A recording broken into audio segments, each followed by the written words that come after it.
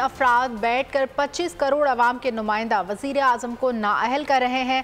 1993 میں ہماری حکومت نہ گرائی جاتی تو پاکستان ایشیا میں سب سے آگے ہوتا۔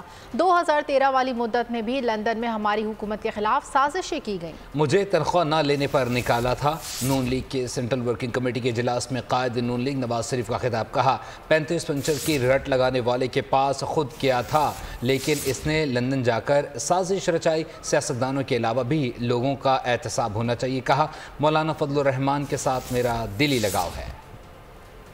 بیٹھ کے 25 کروڑ عوام کی نمائندگی کرنے والے وزیر اعظم کو فار لائف ڈسکوالیفائی کر رہے ہیں۔ مجھے یہ بتایا جائے کیا وجہ تھی کہ 1993 میں ہماری حکومت کا کیوں تختہ الٹ دیا گیا؟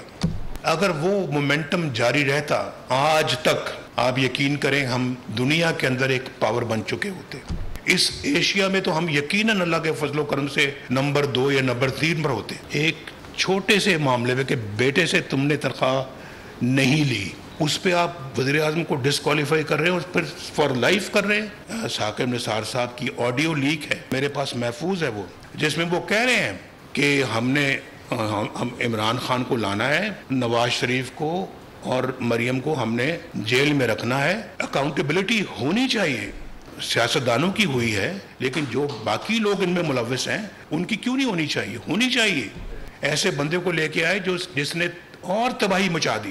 نواز شریف کو پارٹی کی صدارت سے بھی ہٹاؤ، نواز شریف جاتا ہے بنی گالا کس کو ملنے کے لیے؟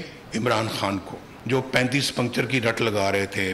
میں ادھر آیا ہوں تو یہ آپ میرے کمر میں خنجر گھونپ رہے ہیں کہ وہاں مجھے کہہ رہے ہیں کہ جی بالکل ہم کریں گے، تعاون کریں گے، اور یہاں آپ پہ اسلام آباد میں ڈی چوک کے اندر آپ اپنا دھرنے شروع کر دیے۔ مولانا فضل الرحمان صاحب جو میرے بڑے اچھے دوست ہیں اور بہت میرا ان کے ساتھ ایک بڑا دلی لگاؤ تعلق ہے۔